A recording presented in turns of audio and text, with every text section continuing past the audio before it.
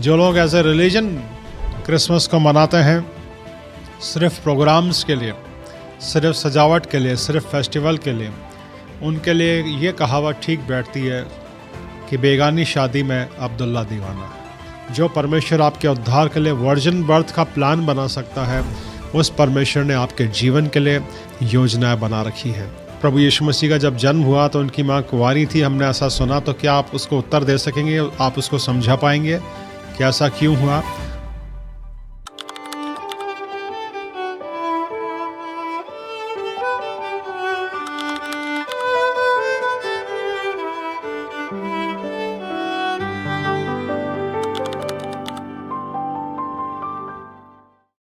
Praise the Lord. परमेश्वर का धन्यवाद करते हैं इस बहुत ही खूबसूरत क्रिसमस सीजन के लिए जो एक बार फिर से हम सबके जीवन में आया है। इस पूरे वर्ष सन 2025 में परमेश्वर ने हमें संभाल के रखा और एक और क्रिसमस सीजन दिया हमारे जीवन में कि हम खुश हों, आनंदित हों और परमेश्वर का धन्यवाद करें परमेश्वर के महान प्रेम के लिए, उसके अनुग्रह के लिए, उसके उद्धार के लिए जो उसने प्रभु यीशु मसीह के ज़रिए हमें दिया।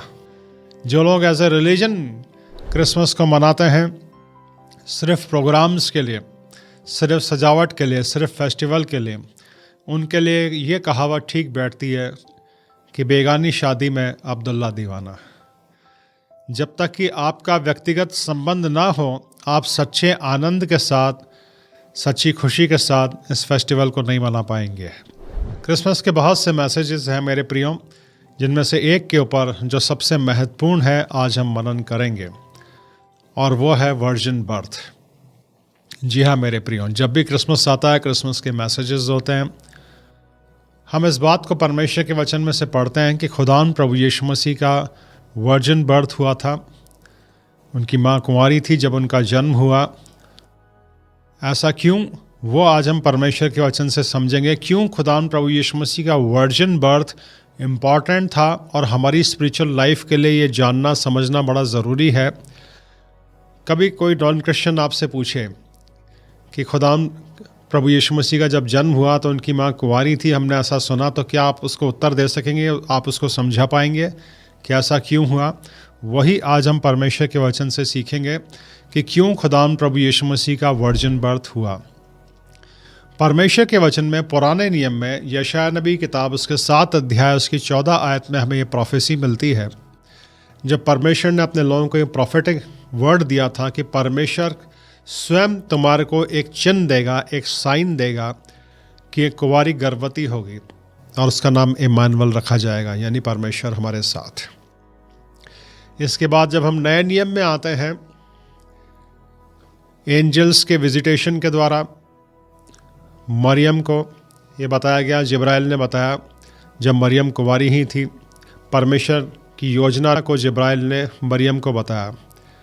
और जब मरियम भी आश्चर्यचकित थी कि ऐसा कैसे हो सकता है, मैं तो पुरुष को जानती नहीं, तो जिब्राइल ने बताया कि ये परमेश्वर की योजना है और पवित्र आत्मा की सामर्थ्य से ये होगा। ऐसा ही हम देखते हैं मत्ती की इंजील उसके पहले अध्याय में, जब प्रभु यीशु मसीह के संसारिक पिता यूसुफ को पता चलता है शादी से पहले कि मरियम जो है वो गर्भवती है, वो उसको त्यागने का विचार बनाता है। सपने में उसको भी एंजल दिखाई देता है और एंजल के द्वारा डिवाइन मैसेज यूसुफ को मिलता है और उस डिवाइन मैसेज के द्वारा यूसुफ को प्रभु यीशु मसीह के सांसारिक पिता को भी ये बताया जाता है कि जो मरियम के गर्भ में है वो पवित्र आत्मा की सामर्थ्य से है। जी हाँ, परमेश्वर का वचन इस बात को स्पष्ट तरीके से बताता है। मत्ती की इंजील इसका पहला अध्याय इसकी 20 आयत में आपके लिए पढ़ूंगा कि जब इन बातों की सोच ही में था, यूसुफ के लिए कहा जा रहा है, तो प्रभु का स्वर्गदूत उसे स्वप्न में दिखाई दिया, कहने लगा, हे यूसुफ, दाऊद की संतान, तू अपनी पत्नी मरियम को यहाँ ले आने से मत डर, क्योंकि जो उसके गर्भ में है वह पवित्र आत्मा की ओर से है। परमेश्वर का वचन इस बात को स्पष्ट तरीके से हमें बताता है। कुंवारी मरियम के गर्भ में प्रभु यीशु मसीह के जीवन की रचना, उनकी बॉडी की रचना पवित्र आत्मा की सामर्थ्य से हुई। कुंवारी मरियम के गर्भ में खुदान प्रभु यीशु मसीह का बॉडी पवित्र आत्मा की सामर्थ्य से रचा गया। क्यों? इसको हम समझेंगे परमेश्वर के वचन से। पुराने नियम में जब भी कोई पाप करता था तो परमेश्वर की व्यवस्था के अनुसार वो अपने पापों की क्षमा के लिए एक मेमने का बलिदान उसको करना होता था। ये परमेश्वर की दी हुई व्यवस्था थी कि पापों की क्षमा के लिए एक निर्दोष मेमने का बलिदान करना है। तो हर एक व्यक्ति जो पाप करता था वो अपने पापों की क्षमा के लिए परमेश्वर के मंदिर में याजक के पास एक मेमना लेके आता था। याजक उसकी जांच करता था कि इस मेमने में कोई दोष तो नहीं है, और जब वो पाता था कि वो मेमने में कोई दोष नहीं है, कोई बीमारी नहीं है, कोई कमज़ोरी नहीं है, तो फिर उसे पापों की क्षमा के लिए बलिदान चढ़ाया जाता था। तो ऐसे ही परमेश्वर का वचन बताता है रोमियो 3:23 में कि सब ने पाप किया, सब परमेश्वर की महिमा से रहित है। पर परमेश्वर के अनुग्रह से, उस छुटकारे से जो यीशु मसीह में हम सेत में धर्मी ठहराए जाते हैं, परमेश्वर ने इस पूरे संसार के लिए और पूरी मानव जाति के लिए प्रभु यीशु मसीह को एक छुटकारा ठहराया। तो परमेश्वर का मेमना जो पूरी मानव जाति के पापों के लिए अपना बलिदान देने के लिए आया था, उसका पूरी तरह से पवित्र और निर्दोष होना ज़रूरी था। इसीलिए पवित्र आत्मा की सामर्थ्य से खुदाम प्रभु यीशु मसीह की अर्थली लाइफ की रचना जो है वो मरियम के गर्भ में हुई, और खुदाम प्रभु यीशु मसीह का बॉडी इस तरह से पूरी तरह से एक डिवाइन सेक्रीफाइस के लिए, पूरी तरह से वो डिवाइन बॉडी बना मेरे और आपके पापों के सेक्रीफाइस के लिए। क्या आपको ये बात समझ में आई? क्यों खुदाम प्रभु यीशु मसीह का वर्जिन बर्थ हुआ? ताकि वो मेरे और आपके पापों के लिए एक कंप्लीट सेक्रीफाइस बन सकें। वो मेरे और आपके पापों के लिए एक कंप्लीट सेक्रीफाइस कैसे बन सके? क्योंकि उनका बॉडी पूरी तरह से डिवाइन था। परमेश्वर का वचन बताता है कि पाप से प्रभु यीशु मसीह की कोई जान पहचान नहीं थी। वो पाप को जानते ही नहीं थे, पाप उनके स्वभाव में ही नहीं था, उनके खून में ही नहीं था। अगर मनुष्य की रीति पे प्रभु यीशु मसीह का जन्म हुआ होता तो उनके ब्लड में भी, उनके स्वभाव में भी पाप होता। जैसे हम जानते हैं परमेश्वर ने एक रीति बनाई है, एक स्त्री और पुरुष जब मिलते हैं तो उनकी संतान उत्पन्न होती है। अगर इस रीति से प्रभु यीशु मसीह का जन्म होता तो उनके स्वभाव में भी पाप होता, क्योंकि जब आदम हवा ने पाप किया तो उनके अंदर पाप आ गया, और उनकी जितनी भी संतान उसके बाद उनका वंश होता चला गया, सबके जीवन में स्वभाव में पाप आता चला गया।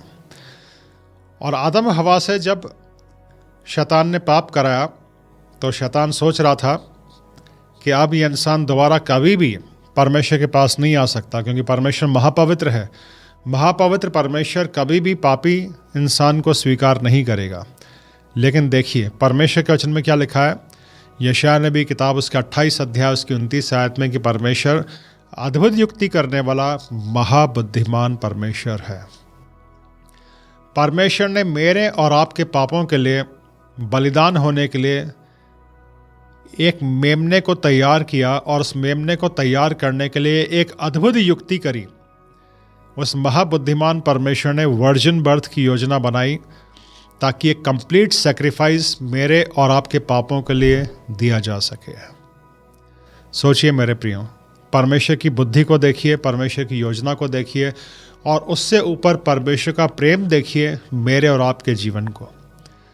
मुझे और आपको मरना था पापों की वजह से, पर परमेश्वर ने मुझे और आपको मारने और मिटाने के बजाय स्वयं खुदाम प्रभु यीशु मसीह को संसार में भेजा, और उन्होंने हमारे पापों के लिए सलीब पे अपनी जान दी, और वो परमेश्वर का एक निर्दोष मेमना बन सके, इसलिए उनका वर्जिन बर्थ हुआ। पवित्र आत्मा की सामर्थ्य से खुदाम प्रभु यीशु मसीह के जीवन की रचना, उनके शरीर की रचना मरियम के गर्भ में हुई, ताकि वो मेरे और आपके पापों के लिए अपना सेक्रीफाइस दे सके। क्या आपको ये बात समझ में आई? क्या आप किसी नॉन क्रिश्चियन को बता सकेंगे कि क्यों खुदाम प्रभु यीशु मसीह का वर्जिन बर्थ हुआ? एक कितनी बड़ी अद्भुत योजना। ये वर्जिन बर्थ जो है, ये परमेश्वर के वचन की जो शिक्षा है उसके 4 मजबूत पिलर्स में से एक है। मैं पवित्र आत्मा की अगुवाई में हमेशा अपने लोगों को ये सिखाता हूँ कि जो परमेश्वर के वचन की शिक्षा है, जो क्रिश्चियन डॉक्ट्रिन है, उसके 4 मजबूत खब्बे हैं। पहला है क्रिएशन, दूसरा वर्जिन बर्थ, तीसरा रिजरेक्शन, चौथा second coming of Christ. Creation यानी परमेश्वर की पूरी सृष्टि की रचना परमेश्वर के वचन के द्वारा हुई। दूसरा वर्जिन बर्थ जिसकी चर्चा आज हम कर रहे हैं। तीसरा रिजरेक्शन, चौथा सेकंड कमिंग ऑफ क्राइस्ट। ये चारों इंसान के संसार के ज्ञान के परे की चीज़ है और विश्वास करने वाली बात है। जी हाँ मेरे प्रियो, इन चारों के ऊपर हमारा विश्वास पूरी तरह से होना चाहिए। अगर आप मसीह हैं तो पूरी तरह से आपका विश्वास वर्जिन बर्थ के ऊपर होना चाहिए कि खुदाम प्रभु यीशु मसीह का वर्जिन बर्थ हुआ ताकि वो मेरे और आपके पापों के सेक्रीफाइस के लिए एक कंप्लीट सेक्रीफाइस बलिदान बन सके। परमेश्वर का धन्यवाद करते हैं उसकी ऐसी बड़ी और अद्भुत योजना के लिए। अब इसमें एक और बहुत बड़ा गहरा संदेश है। वो संदेश क्या है? जो परमेश्वर मेरे और आपके उद्धार के लिए ऐसी बड़ी और अद्भुत योजना बना सकता है, उसने वर्जिन बर्थ का प्लान बनाया ताकि प्रभु यीशु मसीह परमेश्वर का निर्दोष मेमना बन सके मेरे और आपके पापों के सेक्रीफाइस के लिए। जैसा यशायाह 28:29 में लिखा, वो अद्भुत युक्ति करने वाला महाबुद्धिमान परमेश्वर है। तो वो परमेश्वर उद्धार पाने के बाद मेरे और आपके जीवन के लिए कोई अद्भुत युक्ति, कोई अद्भुत योजना क्यों नहीं बना सकता? क्या आज आप किसी चीज़ से परेशान हैं? क्या कोई दरवाज़ा आपके सामने बंद है? क्या कोई बीमारी आपको डरा रही है? कोई व्यक्ति आपको डरा रहा है? संसार की कोई परिस्थिति आपको डरा रही है? तो आज के दिन ये परमेश्वर का वचन है आपके लिए। जिस परमेश्वर ने वर्जिन बर्थ की अद्भुत योजना बनाई मेरे और आपके उद्धार के लिए, उसी परमेश्वर ने आपके हर भय के लिए, आपकी हर कमी के लिए, आपके भविष्य के लिए, आपके परिवार के लिए उसने योजना बना रखी है। इसके ऊपर विश्वास करिए, चिंता मत करिए। आज परमेश्वर चाहते हैं कि इस क्रिसमस सीज़न में आप अपने जीवन की हर चिंता को अपने अंदर से निकाल दें। कोई भी चिंता आपके अंदर क्यों ना हो, चाहे वो आपके जीवन की हो, आपके परिवार की हो, फाइनेंस की हो, आपके बच्चों की हो, किसी व्यक्ति विशेष की हो, जहाँ पे भी आप काम कर रहे हैं, स्कूल में, हॉस्पिटल में, कॉलेज में, बिजनेस में, वहाँ पे आज आप किसी समस्या में घिरे हुए हैं, मत परेशान होइए। विश्वास करिए परमेश्वर के ऊपर और शांति से पूर्ण विश्राम के साथ इस क्रिसमस को मनाइए। परमेश्वर ने अद्भुत युक्ति कर रखी है आपके लिए। परमेश्वर ने अद्भुत योजना बना रखी है आपके लिए, उस समस्या के लिए जिसकी वजह से आप परेशान हो रहे हैं। इस समस्या का समाधान पहले ही परमेश्वर कर चुका है। परमेश्वर की पवित्र उपस्थिति में बैठिए। संसार की भाग दौड़ में से समय निकाल के परमेश्वर की पवित्र उपस्थिति में बैठिए। इस क्रिसमस पे प्रभु यीशु मसीह के साथ समय बिताइए। उसको धन्यवाद करिए कि आपका धन्यवाद, आप स्वर्ग छोड़ के इस पृथ्वी पे मेरे उद्धार के लिए आए। आपने सलीब पे अपनी जान दी। हम सब अपनी मौत मरते हैं, पर प्रभु यीशु मसीह का जन्म क्यों हुआ, इस खुशी में, सेलिब्रेशन में ये याद रखिएगा, प्रभु यीशु मसीह का जन्म मेरे और आपके पापों के लिए अपना सेक्रीफाइस देने के लिए हुआ था। वो मेरे और आपकी मौत को मरने के लिए इस संसार में आया था। उसने अपनी खून की आखिरी बूंद बहाई मेरे और आपके पापों के लिए। धन्यवाद करते हैं हम परमेश्वर के ऐसे महान प्रेम का, खुदाम प्रभु यीशु मसीह के ऐसे बड़े बलिदान का। मेरे प्रियो, परमेश्वर चाहते हैं कि इस वर्ष के क्रिसमस को आप सच्ची खुशी के साथ मनाएं, सच्चे आनंद के साथ मनाएं और इस वचन को हमेशा याद रखिएगा। जो परमेश्वर आपके उद्धार के लिए वर्जिन बर्थ का प्लान बना सकता है, उस परमेश्वर ने आपके जीवन के लिए, आपके परिवार के लिए, आपके फाइनेंस के लिए, आपके बच्चों के लिए भी योजनाएं बना रखी है। इसलिए सारी चिंताओं को अपने अंदर से निकाल दीजिए। फिलिपियों की पत्री उसके 4 अध्याय में लिखा है, किसी भी बात की चिंता मत करो, पर हर बात में धन्यवाद करो और प्रार्थना करो। परमेश्वर का धन्यवाद करिए उसके महान उद्धार के लिए। परमेश्वर का धन्यवाद करिए उसकी बड़ी शांति के लिए। परमेश्वर का धन्यवाद करिए उसकी बड़ी और अद्भुत योजनाओं के लिए। और खुशी के साथ, आनंद के साथ इस क्रिसमस को मनाइए। हैप्पी क्रिसमस आप सबको। मेरी परमेश्वर से प्रार्थना है, मेरे और मेरे परिवार की, कि इस वर्ष का क्रिसमस आपके जीवन में, आपके परिवार पे, आपके घर में परमेश्वर की ढेर सारी आशीषों को लेके आए।